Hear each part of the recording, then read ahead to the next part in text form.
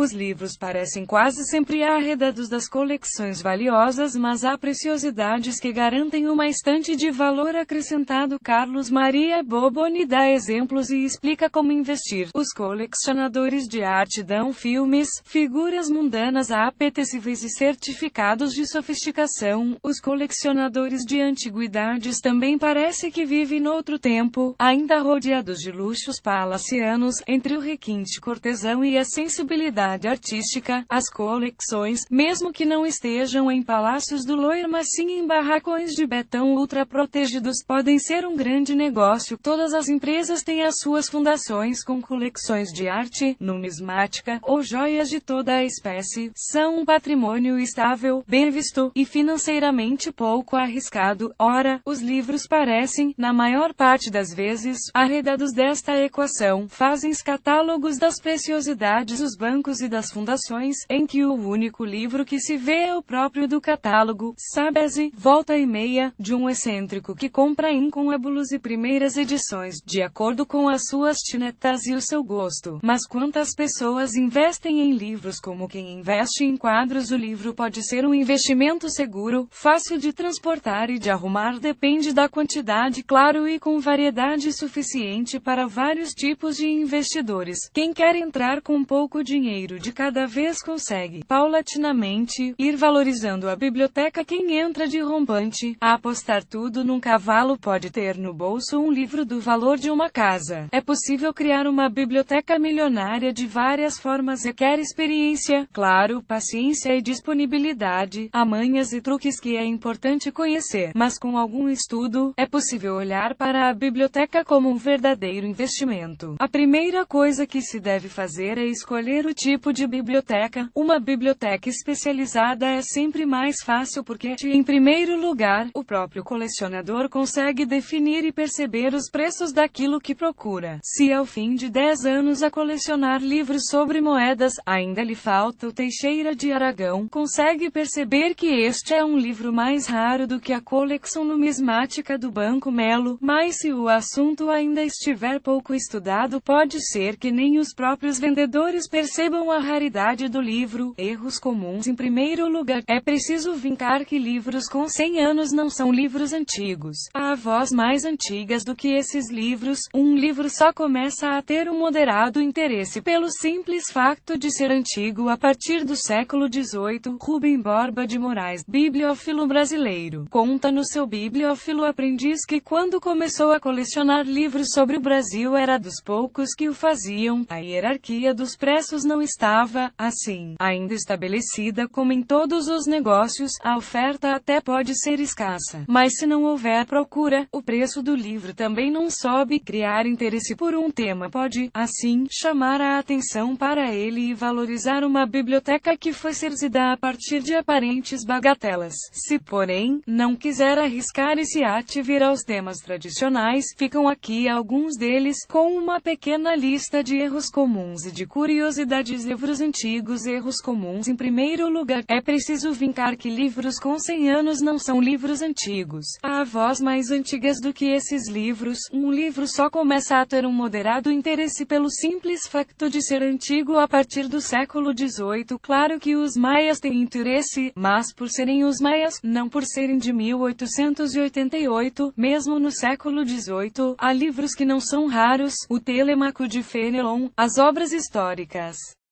de Voltaire, traduções de romances hoje desconhecidos encontram-se em qualquer casa de família. Missas, livros de direito e sobretudo de direito canônico, livros de orações e toda a sorte de canhinhos pios, mesmo do século XVII, podem valer 5 ou 10 euros. Os vendedores habitualmente indignam-se e estrebucham de despeito, contrariamente ao que seria de esperar de quem dá tanta importância a regiógrafos seiscentistas que escrevem em latim. Telêmaco de Fenelon. Como investir, embora já não sejam tão comuns nos livros do século XVI. Se quisermos basear o nosso critério na antiguidade, o melhor é optarmos pelos incunhábulos. Os incunhábulos são os livros impressos com tipos móveis, entre 1455 e 1500. Nem todos são o Tratado de Confissão, que ainda hoje não se sabe por quanto foi vendido, mas só com muito azar se vende um por menos de 1000 euros. Pode não saber o que que está lá escrito pode não se interessar pelo assunto. Os incômodos interessam, mas não seja pelo seu valor tipográfico. Claro que são raros, mas são os únicos livros que pode reconhecer como valiosos sem ter o mínimo interesse no conteúdo. Livros clássicos, erros comuns. Os livros sem capa, com a lombada estropiada, comidos pela traça, manchados de café, colados por umidade, roídos por ratos, rabiscados por crianças, embrulhados em fita cola ou de páginas rasgadas, não tem uma pátina que os valoriza. Livros assim não têm o desgaste natural do tempo, tem o desgaste de quem enfrentou sozinho o exército de Napoleão. É possível ter livros 500 em perfeitas condições, pelo que não vale a pena comprar uma edição mutilada na ideia de que isso não interessa no livro antigo. O livro estragado não acompanha as cotações do livro em boas condições, pelo que o investimento é sempre arriscado. Como investir? A maneira mais fácil de construir uma biblioteca milionária é esta: compras e uma primeira edição dos Lusíadas, uma primeira edição do De Quixote, e com 3 tomos já tem uma biblioteca que ultrapassa €1 milhão.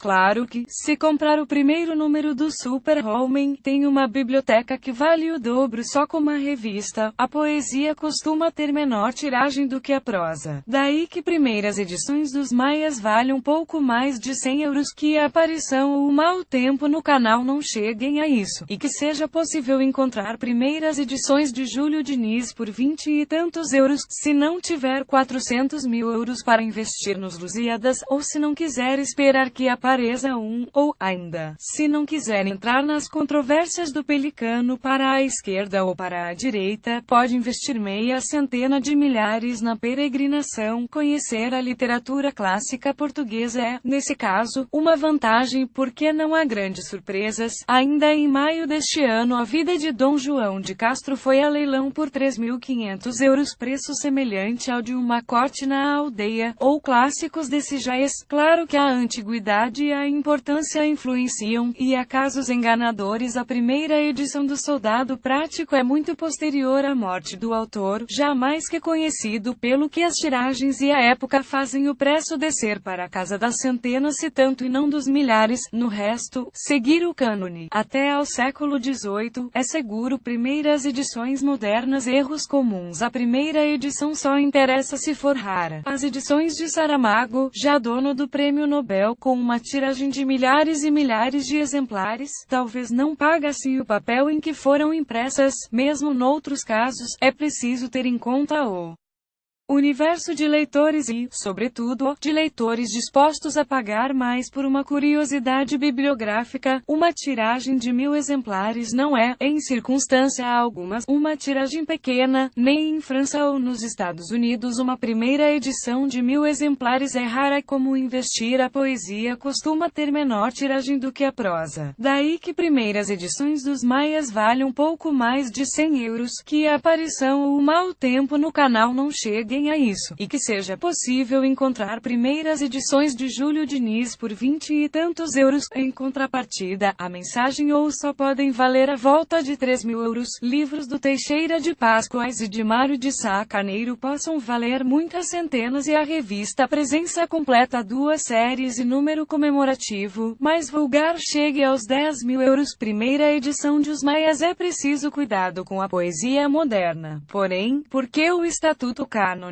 dos autores ainda não está bem definido. Hoje em dia é Herberto Helder que sofre da excitação com as suas primeiras edições, porém os Rochas, livros que Miguel Torga assinou ainda com o verdadeiro nome Adolfo Rocha, chegaram a vender-se por milhares, que hoje em dia já não atingem. Livros de arte e erros comuns. Os livros de arte são, por natureza, livros caros. A impressão é dispendiosa. Normalmente é um apuro gráfico que também custa, e um pretenso luxo que aumenta o preço do livro. Estes livros, no entanto, têm uma tendência grande para se desvalorizarem. Houve tempos em que os primitivos portugueses ou o Reinaldo dos Santos se vendiam por várias centenas. Hoje em dia, é difícil vender os primitivos por mais de €40. A tecnologia torna a qualidade das reproduções obsoleta, o que, num livro de arte, tem maior importância do que em qualquer outro lado. Como investir? Há alguns livros, como A Lisboa, Cidade Triste, triste e alegre, que mantém há muito tempo um preço alto, neste caso, a roda dos 3.000 euros, para garantir que o preço não baixa. Porém, o mais fácil é encontrar um marco que não desvalorize. Na Crônica de Nuremberg, de Hartmann Schedel, por exemplo, está pela primeira vez representada a cidade de Lisboa numa gravura, mesmo que a representação não seja minimamente fiel, isto basta para que o livro nunca venha a desvalorizar. Nos livros franceses, uma primeira edição pode valer uma ninharia, isto porque normalmente há um pequeno aviso no princípio ou no fim, a dizer que daquela edição de 1.000 exemplares foram tirados 50, numerados e assinados pelo autor, revestidos a pelo de unicórnio e impressos em seda. Livros estrangeiros, erros comuns. O investidor mais cosmopolita pode aventurar-se pelo infindável mundo das edições inglesas e americanas, francesas ou alemãs.